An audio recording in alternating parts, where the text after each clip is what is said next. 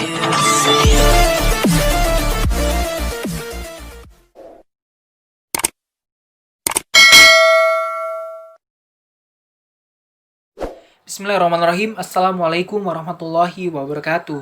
Perkenalkan, nama saya Muhammad Priyasadida. Saya merupakan mahasiswa dari Politeknik Negeri Samarinda, jurusan akuntansi, prodi akuntansi manajerial. Yang dimana pada kesempatan hari ini saya ingin mereview kembali mengenai kecurangan atau fraud pada mata kuliah pengantar audit, yang dimana kecurangan merupakan suatu perbuatan yang bertentangan dengan kebenaran, yang dibuat dengan sengaja dengan tujuan untuk memperoleh suatu yang bukan merupakan hak pelakunya. Kemudian, unsur-unsur kecurangan ada 7. Yang pertama, harus terdapat penyajian yang keliru.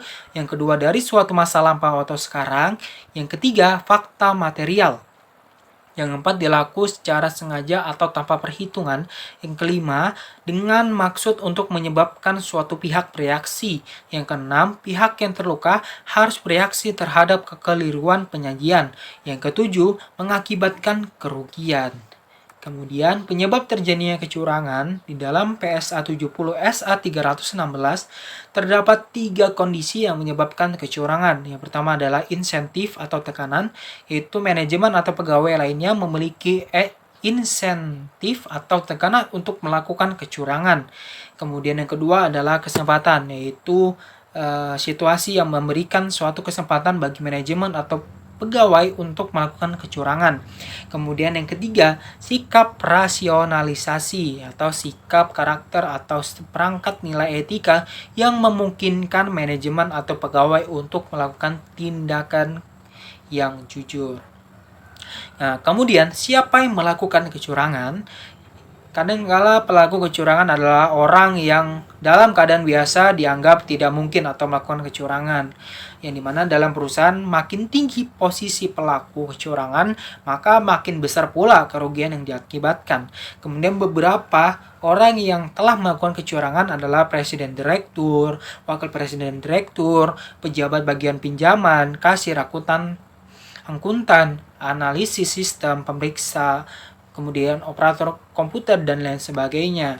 Kemudian bentuk-bentuk kecurangan, yang pertama adalah kecurangan yang merugikan perusahaan, yang dimana perusahaan merupakan korban kecurangan yang biasa dilakukan oleh karyawan jenjang menengah ke bawah.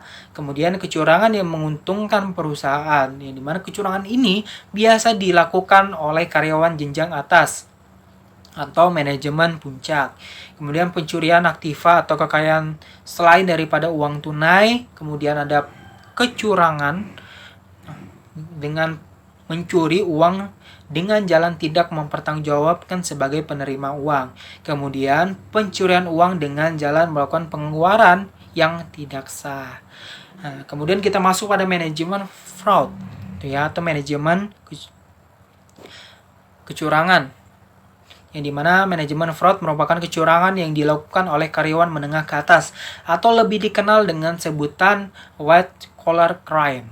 Di mana tujuan dari white collar crime adalah untuk mencuri jumlah uang yang besar daripada jumlah yang kecil dengan modus operasinya dengan menggunakan teknologi dan komunikasi. Kemudian kecurangan manajemen terdapat dibagi menjadi 2, yaitu kecurangan jabatan, kemudian kecurangan korupsi.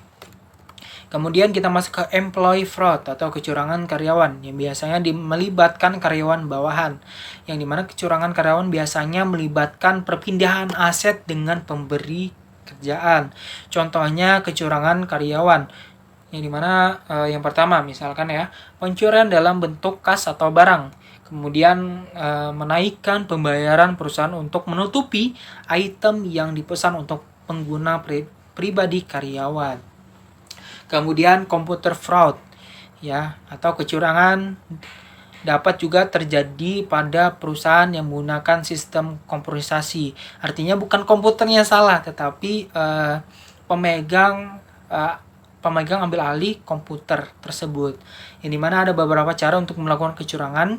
Yang pertama adalah penyalahgunaan komputer atau mencuri sumber daya komputer. Yang kedua, memanipulasi data, memasukkan atau dengan sengaja memasukkan data yang tidak benar. Yang ketiga, mengubah atau menyalin catatan dasar data. Yang keempat, mengubah perangkat lunak atau menggunakan program yang sah dengan program yang tidak sah. Kemudian yang kelima, menyadap data yang dikirim lewat sistem komunikasi. Yang kemudian, jenis-jenis kecurangan dalam lingkungan akuntansi, yang pertama adalah kecurangan korporasi, yang kedua kecurangan laporan keuangan, yang ketiga adalah kegagalan audit. Nah, kemudian tanda-tanda kecurangan, yang pertama adalah pencatatan yang sengaja dirumitkan, yang kedua penyelesaian yang tidak lazim menjelang atau pada tanggal neraca, yang ketiga perusahaan dalam keadaan kesulitan keuangan, yang keempat terdapat banyak koreksi dalam pembukuan, yang kelima pembatasan yang diberikan bagi auditor oleh karyawan, yang keenam penyampaian SPT yang tidak didasarkan pada angka audit, yang ketujuh seseorang menangani hampir semua transaksi yang penting. Kemudian pencegahan kecurangan. Yang pertama dengan memberikan insentif yang memadai. Kemudian yang kedua menyederhanakan struktur organisasi. Yang ketiga adalah adanya internal check antara beberapa bagian yang berhubungan dengan memperhatikan pemisah fungsi. Kemudian yang keempat, supervisi dengan pengawasan yang cukup. Seperti kita melakukan pengawasan dengan adanya CCTV di berbagai ruangan dan lain sebagainya.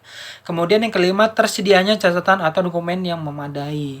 Nah, kemudian di dalam kecurangan di sini ada teori GON, yang dimana para ahli ada yang mengelompokkan bahwa hal-hal yang mendorong seseorang untuk melakukan kecurangan yang dikenal dengan teori GON, yaitu G yaitu greed atau keserakahan, O opportunity atau kesempatan, N need atau kebutuhan, dan E exposure atau pengungkapan. Nah, itu yang merupakan salah satu seseorang yang mendorong mereka untuk melakukan kecurangan. Kemudian banyak hal-hal yang kita dapatkan di kecurangan ini, bahwa kecurangan ini dapat merugikan berbagai banyak pihak, bukan hanya perusahaan tetapi luar perusahaan pun bakal ada terjadi kerugian ya yang mereka dapatkan. Nah, mungkin itu yang bisa saya sampaikan pada review kecurangan pada kesempatan hari ini. Sekian dari saya, dan kurang lebihnya mohon maaf jika ada kekurangan. Itu kesalahan dari saya, karena kesempurnaan hanyalah milik Allah Subhanahu wa taala. Sekian dari saya, kurang lebihnya mohon maaf. Wassalamualaikum warahmatullahi wabarakatuh.